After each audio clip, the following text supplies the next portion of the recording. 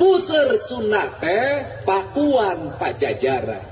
Di mana? Bogor. Kunaon puseur Sunda milih nu Bogor? Sabab ieu Bogor lembur makmur, dayeuh maneuh Banjar Karang Pamidangan, tanah nupang subur-suburna di tanah Sunda Bogor.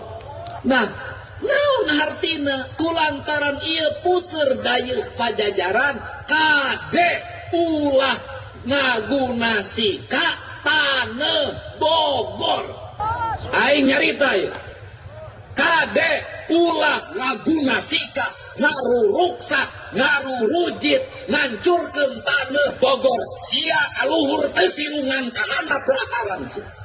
Yen anjeun kudu boga harga diri sing percaya anjeun turunan Pajajaran, turunan Siliwangi, anjeun boga martabat teu meunang nyembah-nyembah ka bangsa lian sia.